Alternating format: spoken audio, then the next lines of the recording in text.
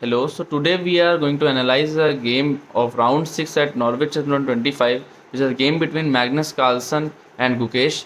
Magnus is a very adaptive player and he can adapt to any condition like tactical condition or NDM condition. On the other hand, Gukesh is a dynamic person and who knows start and end game tactics. In this game, I have learned that however bad is the position, if you are playing the right moves at the right time and controlling yourself under a time pressure, you can win. So let's get into the game. Yeah, so coming to the game, Gukesh is playing with white and Magnus is playing with black. So in Norwich 2025, Gukesh when playing with white is mostly seen playing the e4 move first. So in this game, Gukesh goes with the same and plays e4. Now Magnus replies with e5. Now both players develops their knight so that Gukesh attacks the central pawn and Magnus defends it. Now Gukesh develops his bishop attacking the knight of Magnus. So the most natural move here is to push the pawn to a6 so that the bishop slides back. But in this position, Magnus develops the knight, so attacking the central pawn of Gukesh. So Gukesh defends this pawn by playing d3. Now Magnus develops his bishop to c5. So in the reply, Gukesh pushes his pawn forward to c3. The idea of c3 is to mostly like cut these squares for the knight. Also develops our own knight and it can also develop his bishop. Now Magnus castles and at the same time Gukesh also castles. So after that Magnus also plays the move d6 opening the file for his bishop. Now there is a threat that this knight can be pinned to the queen. So Gukesh saw it and played h3 so that Magnus cannot cover this square now because it is being protected by this pawn. So Magnus plays a6 and tried to push back this bishop here. So Gukesh brought back his bishop. Now the move h6 is played by Magnus for the same idea so that this square is being covered and this bishop cannot be played in this square, pinning the knight to the queen. Now Gukesh develops his rook in the center. Magnus plays the move b5, pushing back the bishop of Gukesh. Gukesh takes his back. Now Magnus takes his bishop back. So the idea of taking the bishop back is so that when and like white forwards his pawns so it do not threat the bishop. Now Gukesh develops his knight as the plan of c3. Now Magnus brought his knight back so that it can opens the march of his c pawn. Now Gukesh plays a4. The idea of a4 is if it takes, he can recapture and develop his rook. And if it doesn't take, then he can take and white cannot take as it is a threat to his rook. So Magnus moves his rook. So now he is out of his tactics. So if white takes, he can simply recapture. Now Gukesh plays the move d4 attacking the central pawn. Okay. Now Magnus brings his knight to g6, so all these squares are covered by the knights. Also these two knights are very strong in like supporting this king. Now Gukesh also pulls back his knight here so that it can also go to the same square and covering these squares for arcing and attacking and pressurizing these squares. Now Magnus plays the move c5, making pressure on the d4 pawn. Gukesh goes with a plan and plays his knight here. Now Magnus takes, Gukesh recaptures. Magnus takes the pawn on a4 and Gukesh recaptures it with the bishop. Now Magnus plays his bishop to b7, attacking the central pawn. Now Gukesh pushes his pawn forward to d5, so locking the center. Now, Magnus push his pawn to a5. Now, in the reply, Gukesh put his bishop to e3, so want to exchange the bishops. But Magnus in this position pushes his bishop back, so to make a sacrificial threat. His knight can come here and he can attack on this pawn anytime. Now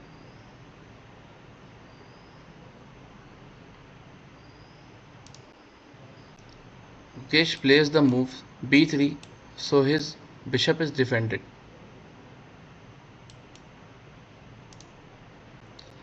Magnus takes the bishop, Gukesh recaptures it, and then, as it was part of the plan, Magnus puts his knight forward. Gukesh plays his bishop to the c6 square, so defending these pawns or supporting these pawns. Now Magnus plays his rook to b4, so pressurizing this pawn and this pawn. Gukesh plays his queen here, so to like support this pawn. Magnus plays a very strong move g6 here, so to cover all these squares, so this knight cannot come here like Magnus knights. Now Gukesh slides his king at the h file, so he thinks that it is the most safe square for the king, as when if there is a sacrifice happening at the h file and it is being taken back by the knight, so this is not a check to the king, so he slides his king. Now Magnus plays his bishop on the more open file, attacking or pressurizing the white king. Now Gukesh slides his queen back, so to attack this pawn, but by sliding his queen to this square, he gives the command to Magnus of this square. So Magnus did not leave the chance and plays his bishop. This is the best move here in this position. Now Gukesh plays the move knight to d2, supporting this pawn. Now Magnus finds another best move. Why is it the best move? It is the best move as you can push this pawn. If you push this pawn, I can bring my knight here only and we can attack all of these squares. And I can push this pawn in the next move and you have to move this knight. So as the purpose of Gukesh to put his queen on that square is to take that pawn, and Gukesh takes it. Now here the queen exchange. So we can see with the eval bar like the position of black is very dominating, as the knight is on the glued place, the bishop is attacking the pawn and the rook is pressurizing all the pawns. Now in this position Gukesh is also like under time pressure. Gukesh is like 5 minutes down in comparison to Magnus. So in this position Magnus pushes the pawn as part of the plan and now threatening to take his knight on the next move. After the move pawn to h4, threatening to win Gukesh knights, Gukesh did not move his knight backward. Instead he plays the move rook to a4. So now everyone is wondering that why can't Magnus just take this knight, because if he takes this knight, Gukesh can recapture and it is threatening to take that knight. So Gukesh has to take back his knight. But if it takes back its knight, then his bishop is hanging and Magnus can simply take his bishop. So that is why Gukesh plays this move, as his knight is not seriously under attack. So now coming back to the game. After this move, Magnus supports his rook within the rook, so if Gukesh takes this rook, he can simply recapture. Now Gukesh plays his rook to a2. Now Magnus simply marches king forward, so that improving his position slowly. Now Gukesh has to do something in this position, as black is completely dominating over white. So Gukesh puts his rook on the 7th file, so that he can manage some attack on the black king. Now Magnus plays the move d4, attacking the pawns of white. Now Gukesh brings his knight back to f3, attacking the rook. But in this position, instead of moving his rook out of danger, Magnus takes the rook. Magnus takes the knight of Gukesh. So why he takes the knight of Gukesh? Because you cannot take this rook now. Why so? Because if you take this rook, I'm gonna take this pawn, and your king cannot stop me from promoting, as my bishop is also protecting this square. So this is a sure shot promotion of this pawn to a queen. So in this position, Gukesh has to take back. So now Magnus's knight, bishop and rook, all three pieces are under attack. But Magnus is up a piece than Gukesh in this position. So in this position, instead of saving any of the pieces, Magnus sacrifices his knight, playing to h3, taking the pawn of h3. Now Gukesh takes back. So the plan of playing the knight to h3 was to move the pawn of g2, so he can play his bishop to e4, so pinning the knight to the king. Now Gukesh plays the king to h2, so removing the pin of knight to the king. Here Magnus plays the move rook to d1. So what is the idea of rook to d1? Rook to d1 threatens checkmate at h1 square if you move your knight. So your knight is still pinned, as if this knight was not here, I can simply play my rook here and give a checkmate to white king. So in this position, Gukesh plays the move g4. A good move, at it can, like, in the next move it can threaten this knight which is on the f6 square. Now Magnus takes on d5. So Gukesh takes back the bishop and Magnus takes it back with his knight. Now we are at the end game where two rooks are with Magnus and one knight, and same is with Gukesh. Now when Magnus takes the bishop with the knight, he is threatening to take the rook. So Gukesh moves his rook to safety. Now Magnus marches his knight forward to f4, threatening the rook again.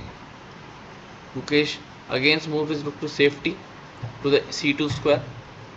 Then Magnus marches his king forward. Gukesh pushes his pawn to h4. Now Magnus again marches his king to forward. Now Gukesh delivers a check. So in response to the check, Magnus plays the best move here, giving away this pawn but taking control of center. So Gukesh delivers another check. Now Magnus cannot go back because of this knight, so he has to march forward. Now Gukesh delivers another check with the rook, so either he can move back and forth and accept a draw, but he did not accept a draw and march his king again forward. Now marching your king from this way to this way is not a very good plan, but Magnus did not want a draw in this position. Magnus' position is so much winning than Gukesh's position, as we can see in the eval bar. So Magnus constantly marches king forward along this way and thinks that he can win simply in this game. Now Gukesh moves his rook to safety, as it was being threatened by the king to be taken. Now Magnus plays his pawn to f6, threatening the knight. Here Gukesh delivers a check by placing his rook to f3. Magnus further slides ahead. So Magnus is now from this to this. His king has travelled from the g8 to e2. So when Gukesh delivers a check to Magnus, he can move his king back. But why he did not did it so? We can see clearly in the eval bar that it is completely winning for white then. Why so? Because in this position, white can deliver a check and black king has to move to f1 square, which is the forced move. Now, anything that black plays, either putting his rook to d2 or like pushing forward his knight to e2, anything is placed, I can simply take it with my rook, and on the next move I can deliver a checkmate on the f2 square. So it is not a good idea to push your king more backward in this position with a check. So Magnus find out the current move and plays it, that is rook to d2. So rook to d2 faces the checkmate threat bravely. Now further, Gukesh takes the rook and Magnus recaptures. Now Gukesh delivers a check with his knight to e4. In this position, Magnus plays the best move, that is king to e2. So threatening to take over this rook. Now Gukesh plays his king to g3, protecting the rook. Now Magnus marches his pawns forward, completely giving up this pawn. Gukesh takes it. Now Magnus puts his rook on f8, attacking the knight. Now Gukesh finds the best move and delivers a check on the f2 square to the king. Now Magnus finds the best move here, but it cuts off the king from the whole board. Now Gukesh, with 21 seconds on the clock, finds the move knight to d7, threatening to take the rook. Now Magnus, in this position with 47 seconds on the clock, plays e2. He calculated that after takes, his two pawns can march forward and queen before the knight can stop them. But what he misses was, first he starts marching his pawn. White knight follows. He further marches his pawn. White and Gukesh sets off his knight at c5. Now, what is the idea of c5 is, if you promote your pawn to like queen or something, so I can simply place my knight here, and on the other move I can simply place my knight here, so to force both of your pieces, so I can win that queen. But to avoid this, Magnus places king to e3. Now in this position, Gukesh found out the best move with less than 18 seconds on his clock, that is knight to a4. So what does it move to? It covers the c3 square. So the c3 square will cover the d1 square, so stopping the pawn from promotion. Now anything that is played by black in this position will lead to a loss. How? Suppose in this position Magnus marches his pawn forward, thinking that he can make this queen, but Gukesh marches pawn forward from the other side of the board. Magnus takes, Gukesh recaptures. Then Magnus slides his king, so to make a space for his pawn to be queen. Now Gukesh places his knight on the b2 square, threatening to win this pawn and covering this square of d1. Now Magnus marches his pawn forward. Now Gukesh delivers a check and forking this pawn. So Magnus has to defend this pawn also, and to face the check as well. So he plays his king to e2. After that, when Gukesh plays his king to f4, can simply take this pawn of e3 in the next move, and when Magnus promote to d1, he can simply take it with his knight. In this movement, Magnus slams the table and resigns to Gukesh.